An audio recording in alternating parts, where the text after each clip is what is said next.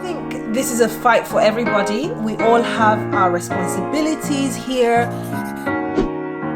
Hi everyone, I hope you are all doing well. I feel like in the next few videos I'm gonna start with that intro because in light of everything that's happening, a lot of us are not doing well.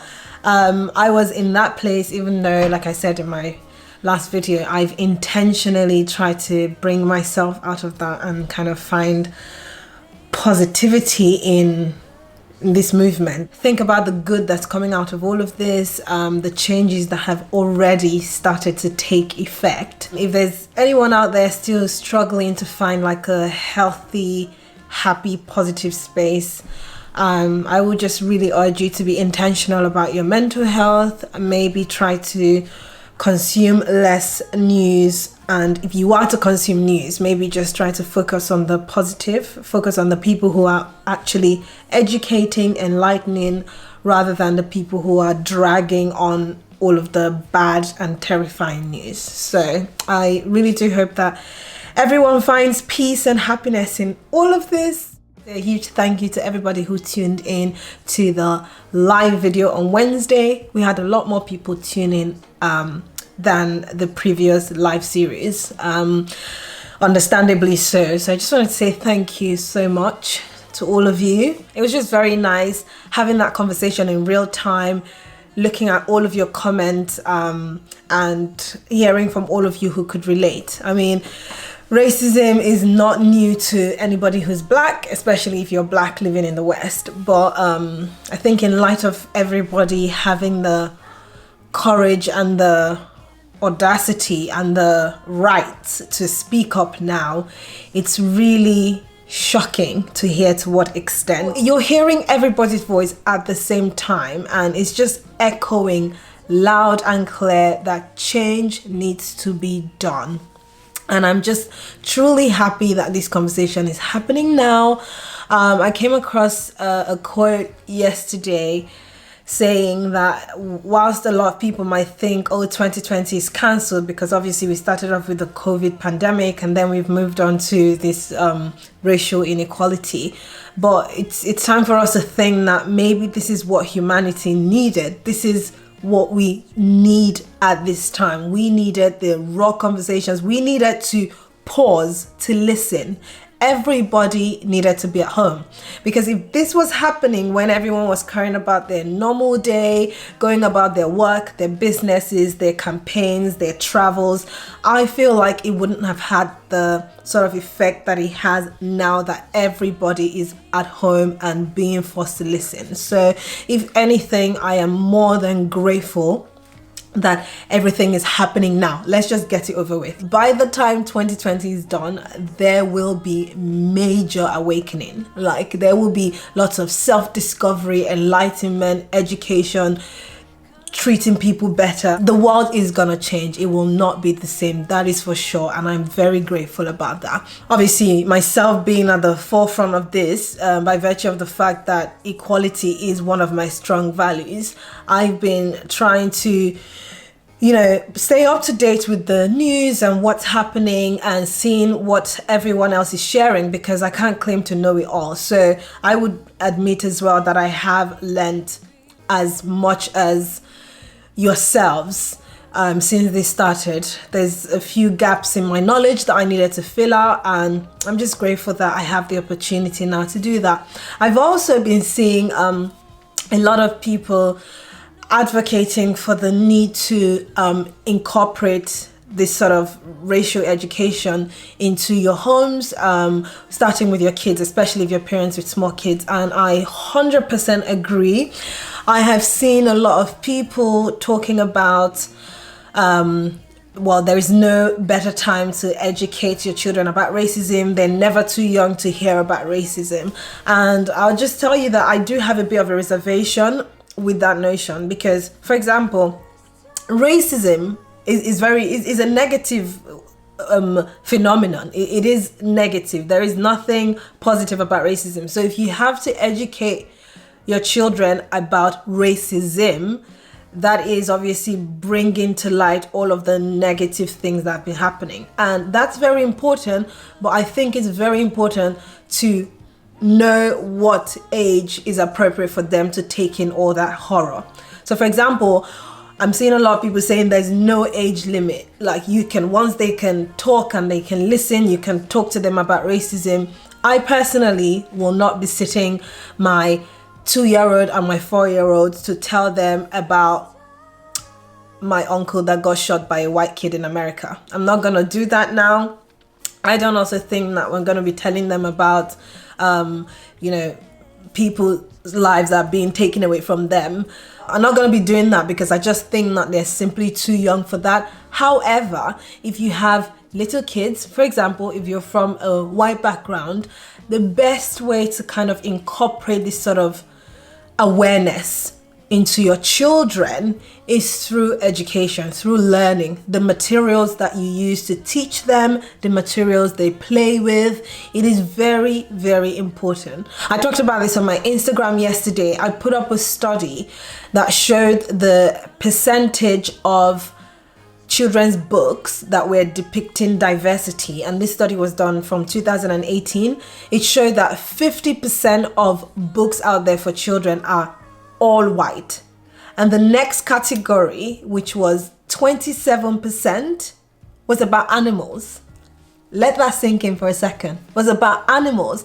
And I actually think that's why the Amy Coopers of the world would value the lives of their dogs over the potential death of a black man by calling the cops, knowing fully well that that altercation couldn't have gone in the favor of the black man. She knew that. When she was called out for that, of course, the first thing is, I'm not racist, I'm not racist. I think that a lot of people that sort of like perpetuate this sort of racial or racism behaviors, they genuinely think they're not racist. You have a few people who are just out like, I hate black people, I want all of them to die. But a lot of the people that live their lives every day as racist genuinely think they're not racist. I think that it stems from a background or an upbringing where you are exposed to nothing else other than whiteness, white greatness, white superiority, white accomplishments, white bosses, white leaders. Like everything is so monotonous that you can't even see past the value of life in another human being that has a different color from you. Contrary to 5 generations, 4 generations ago, 3 generations ago, for all of us living in the West at a time like this in 2020, you literally have no excuse. Like, you will know somebody from a different background, you would have come across them, the news, all those still heavily influenced by white people. You're starting to see more black people, more brown people, and more people that are just from a non-white background. You're starting to see that. And now is the time to incorporate that sort of visibility into the upbringing of your children. Like, I think you should introduce them to diverse books, diverse toys, things that they watch, the people that they play with, the schools they go to, the community you engage in. I think that you owe your children and you owe the world that responsibility. It's been echoed again and again that you cannot leave the responsibility of being educated about race to black people who have been sort of living this entire lives, especially now where there are books, there are resources, people are sharing, thought leaders and everyone who's been at the forefront of this from the get-go. So there's lots of material to kind of get yourself immersed in and kind of, get up to speed with what's happening and how you can potentially incorporate that into your life. So for us, I'm just gonna share a few books that we use normally with the kids. Bear in mind, by virtue of the fact that they are from an interracial family, I just knew, of course, I needed representation in everything they engage in, whether it's books, toys, achievements, leadership, and otherwise. Like, I needed that. Equality is not only one of my core values, it's my passion, and it's both racial and gender equality. So even the fact that I'm a mom of boys, I can't deprive them of hearing all the great accomplishments of women. Likewise, if you're from an all white background, you can't deprive your kids of learning about the accomplishment of black people and other people from non-white backgrounds. So I already have a few of these books. Some of them were gifts from family, some of them we bought. But as I said to you, since all of this started, I feel fortunate that I've been exposed to even more books that I've actually just ordered on Amazon. It's not arrived now for obvious reasons, but I'm gonna share all of the details in the description box. So this is a gift from my sister-in-law when Kian was born. This is Ada Twist, the scientist. This is a great example of both racial and gender equality. So not only that it's a girl who is a scientist, she's also black. So this is a book that I consider very, very valuable in my household. Another one is this, She Persisted. That's another gift that I got from my sister-in-law. This is a book by Chelsea Clinton. And one thing that I'm very grateful for David's family, being educators themselves, and specifically for disabled children. They exposed me to look at diversity not just by skin color, but also by abilities, because as you know, society in general doesn't cater to people who are disabled. They don't cater enough to people who are disabled, let's just put it that way. So She Persisted is a story, as you can see from the cover, there's a white girl in a wheelchair, there's a black girl. This is also a very interesting read as well, and it's not even a lot. Literally, you can read this in like 30 minutes. So yeah, definitely I love the diversity here, both gender, racial and physical diversity. One book as well that I really like is this one, and if you're following me on Instagram, you know that I have shared this book a couple of times. I've also written a blog post where I recommended this. This is Goodnight Stories for Rebel Girls. The reason I like this is it's not just one story. It just literally goes through the accomplishment of individual people. You might find this relevant if you have children from 7 and above. Although Kian's too young for this, when I read the stories, I actually change the words, because for example, Malala Yousafzai's story is here, and they actually talked about how she was shot in the head. And obviously Kian being 4, I didn't want to read a story about people being shot in the head. I would just tweak that when I'm reading the story to him. And obviously that just highlights my point that although people are advocating that there's no better time to teach your children about racism, they're not too young, I would be very careful kind of exposing them to kind of gruesome details. There's so much you can do at the foundation level, and then eventually, I mean, society is gonna make it clear how shit this world is sometimes anyway. This was a book that we got for potty training, no more nappies. As you can see, there's a black child there and a white child, so that highlights diversity. Yeah, really love this one as well. Another book that I love, this one's Igbo, because that's the tribe that I'm from in Nigeria, and of course is like a whole black family because Igbo people are black.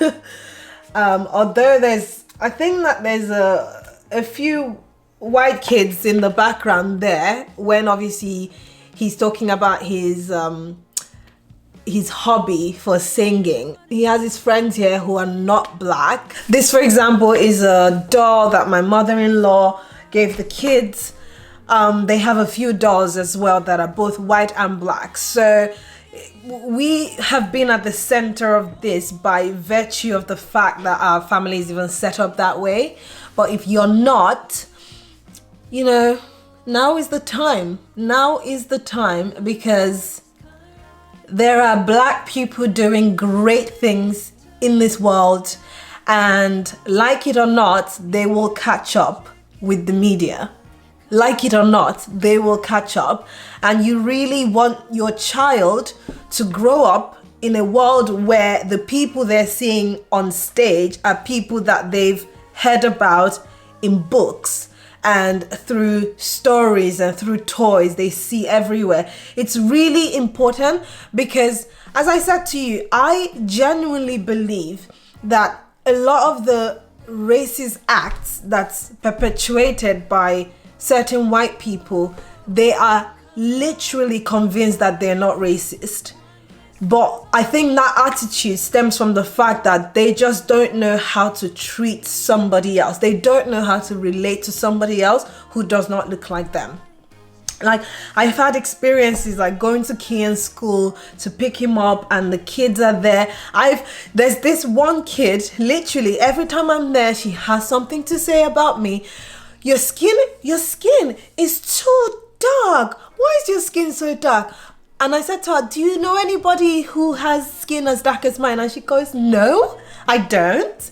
It's like, well, my skin is very beautiful, don't you think? And she goes, yes, it is. So these are children that are genuinely intrigued to see somebody that doesn't look like them. But when you shield them from that, when you deprive them of this sort of knowledge and education, especially when you then feed them all of the greatness that comes from white people, and then the media doesn't do us a favor by feeding them all of the negativity that black people are responsible for, then they go into the real world and they become racist. But they just genuinely wouldn't call themselves racist, but they are racist because they think anything that's not white is bad, particularly anything that's black is bad. I came across this short interview by Muhammad Ali, and I'll probably link it if I find it. And he said when he was growing up, he always asked his parents and wondered why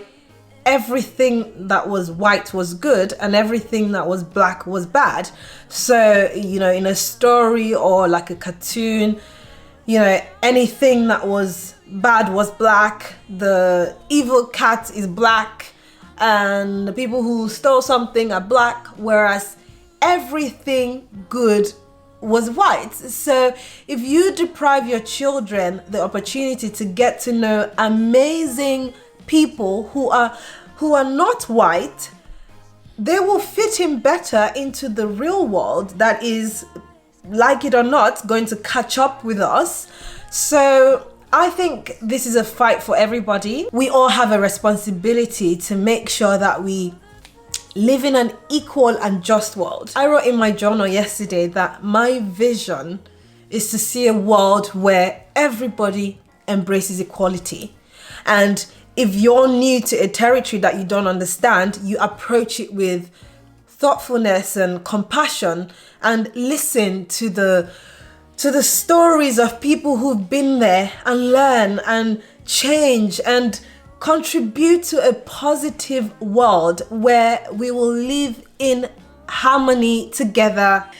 Anyway, I think I'm done with my lecture for today. The bottom line is this fight is for all of us and we should all play our part. I'm gonna link all of the materials that I've listed here, and I'm gonna link a few ones that we've just ordered but are yet to arrive.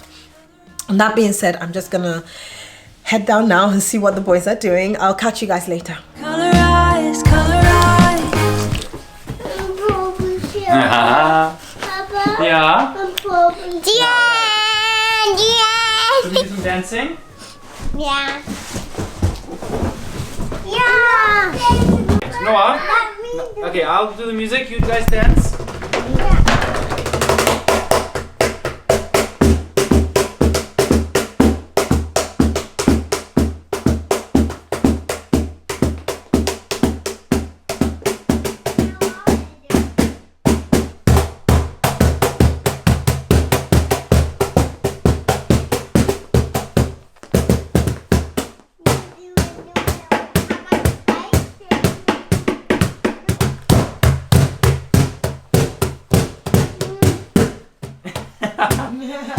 Very good. Guys, you know what this is called? You know what this is called? Yeah. Cajon.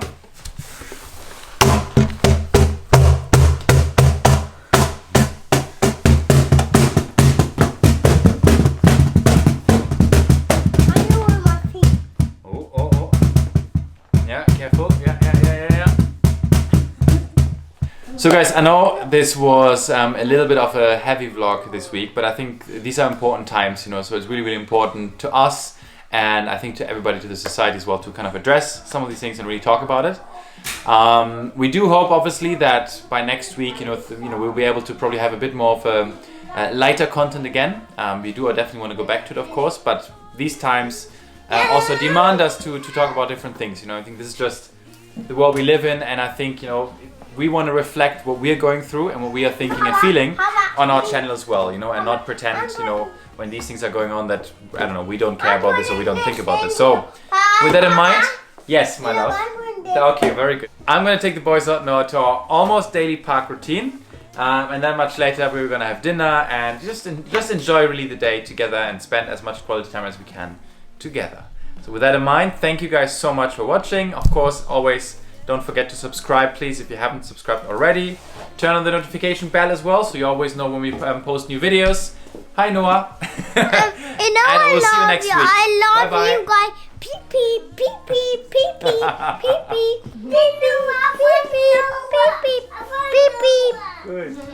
Bye, guys. Bye-bye.